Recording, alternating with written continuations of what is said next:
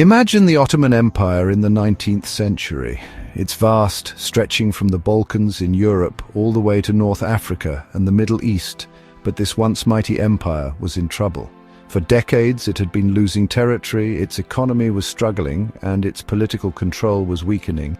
The great powers of Europe had a rather blunt nickname for it, the sick man of Europe.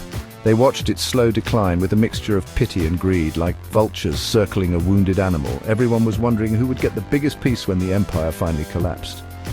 This long, drawn-out process created a power vacuum, a dangerous, empty space on the world stage that everyone wanted to fill.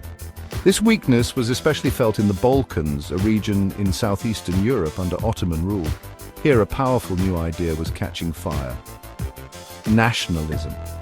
People who shared a common language, religion, and culture, like the Serbs, Bulgarians, and Romanians, no longer wanted to be ruled by the Turkish Sultan. They dreamed of having their own independent nations. Think of it like a family of grown-up children, all wanting to leave a crumbling old house and build their own. This desire for freedom led to a series of rebellions and uprisings throughout the 1870s, creating a tinderbox of tension just waiting for a spark. Russia, seeing itself as the great protector of the Slavic peoples and the Orthodox Christian faith, was more than happy to provide that spark. It had its own ambitions, of course. For centuries, Russia had dreamed of controlling the strategic waterways connecting the Black Sea to the Mediterranean, which were firmly in Ottoman hands. Supporting the Balkan nationalists gave Russia the perfect excuse to challenge its old rival. The stage was set for a major conflict. The Eastern Question, as it was called, wasn't just about the fate of one empire, it was about the future shape of Europe and who would dominate it. So, in 1877, when the Ottoman Empire responded to a Bulgarian uprising with brutal force, Russia declared war. This was the moment it had been waiting for. The Russo-Turkish War began, pitting the might of the Russian bear against the ailing Ottoman Empire. The fighting was fierce, but the Russian army pushed relentlessly south, marching through the Balkans and getting perilously close to the Ottoman capital, Constantinople. Europe held its breath. It seemed that the sick man was finally on his deathbed, and Russia was about to redraw the map of Eastern Europe all by itself. This was something the other great powers, especially Britain and Austria-Hungary, simply could not allow. The Russo-Turkish War of 1877 to 1878 was a decisive victory for Russia. The Ottoman armies, though they fought bravely in places, were overwhelmed. By early 1878, Russian troops were camped just outside Constantinople, the heart of the Ottoman Empire. The Sultan had no choice but to sue for peace. The result was the Treaty of San Stefano, a document dictated by Russia that sent shockwaves across Europe. This treaty was Russia's dream come true. It proposed the creation of a massive, independent Bulgarian state stretching from the Danube River all the way to the Aegean Sea. This big Bulgaria would be a loyal client state, giving Russia immense influence in the Balkans. For the other great powers, the Treaty of San Stefano was a nightmare. Britain, under Prime Minister Benjamin Disraeli, was horrified. A giant Russian satellite state in the Balkans threatened British naval dominance in the Mediterranean and the vital sea routes to its prize colony, India. London saw this as a direct challenge to its global power. The Royal Navy was put on alert, and there was serious talk of war with Russia. Britain was not about to stand by and watch the Russian Empire expand so dramatically. The balance of power, that delicate arrangement that had kept a fragile peace in Europe, was teetering on the brink of collapse. Austria-Hungary was equally alarmed. It had its own ambitions in the Balkans, particularly in the provinces of Bosnia and Herzegovina, which bordered its empire. The creation of a large Slavic state like Big Bulgaria backed by Russia was a direct threat. It could stir up nationalist feelings among the many Slavic peoples living within Austria-Hungary's own borders, potentially tearing the multi-ethnic empire apart from the inside. Vienna made it clear that it would not accept the terms of San Stefano. The air was thick with tension, and it seemed another major European war was inevitable. This time between the great powers themselves. This is where Otto von Bismarck, the Iron Chancellor of Germany, stepped in. Germany was a newly unified and powerful nation, but Bismarck's main goal was to preserve peace and stability in Europe to protect his creation. He had no direct interest in the Balkans, famously saying it was not worth the healthy bones of a single Pomeranian grenadier. But he feared a war between Russia, Austria-Hungary and Britain could unravel everything he had worked for. So he offered to play the role of an honest broker and host a diplomatic conference in Berlin. The aim was simple but incredibly difficult: to revise the Treaty of San Stefano and find a solution that all the great powers could live with, thereby averting a catastrophic war. And so, in the summer of 1878, the most powerful men in Europe descended upon Berlin. It was a veritable who's who of 19th century diplomacy. There was the host himself, the formidable Otto von Bismarck of Germany, acting as the stern but supposedly impartial chairman.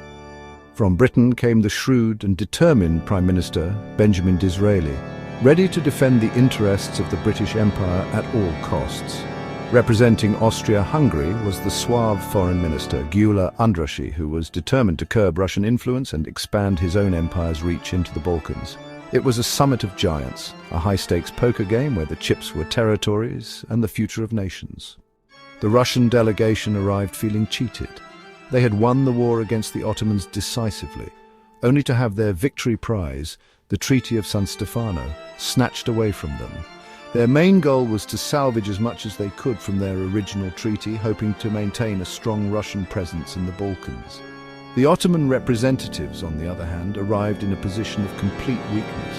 They had lost the war and were there to see how the great powers would carve up their empire. Their desperate hope was to limit their losses and play the other powers against each other to survive. Essentially, they were at the mercy of the table. The primary objective of the Congress was to dismantle the big Bulgaria created by the Treaty of San Stefano. Britain and Austria-Hungary were united in this goal. They saw the large Bulgarian state as nothing more than a Russian puppet that would upset the delicate balance of power. Bismarck, as the honest broker, skillfully managed the negotiations, pushing for compromises and applying pressure where needed.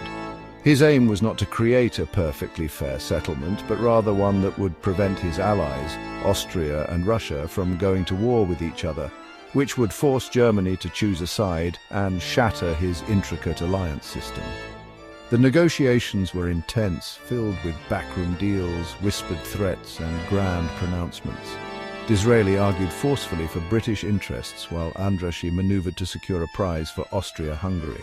The Russians, led by Prince Gorchakov, fought to keep their gains but found themselves isolated.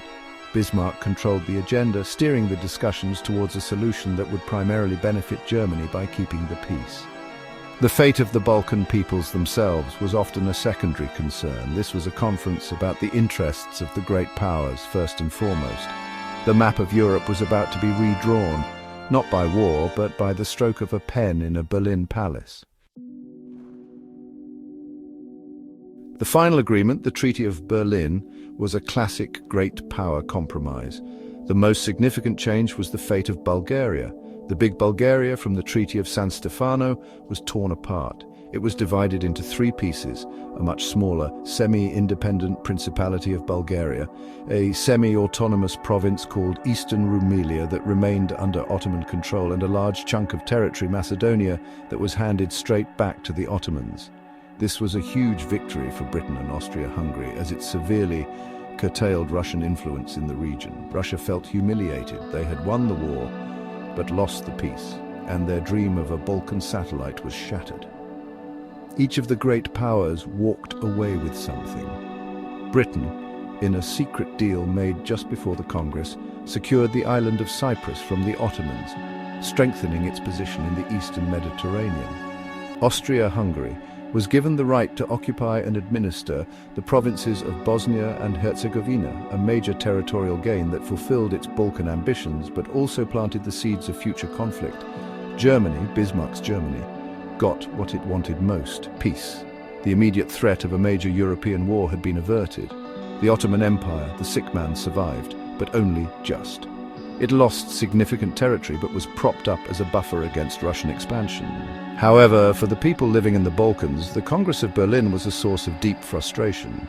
Their nationalist aspirations were largely ignored in favor of maintaining the balance of power. Groups like the Serbs, Greeks, and Bulgarians felt that their goals of national unity had been sacrificed on the altar of great power politics. The decision to place the Slavic provinces of Bosnia and Herzegovina under Austro-Hungarian control, rather than allowing them to unite with Serbia, created immense resentment that would fester for decades. This decision would have explosive consequences down the line, directly contributing to the tensions that ignited World War I in 1914. The Congress of Berlin was a pivotal moment. It temporarily stabilized Europe and prevented a major war, showcasing the power of diplomacy. But it was a peace built on a shaky foundation. It left Russia feeling vengeful and isolated, damaged the Ottoman Empire beyond repair, and sowed deep-seated grievances throughout the Balkans. While the delegates in Berlin celebrated their successful preservation of peace in 1878, they had inadvertently created a new map of resentments and rivalries. They had rearranged the furniture in the crumbling old house of Europe, but had done nothing to fix the cracks in its foundation. The Eastern question was not solved, it was merely postponed.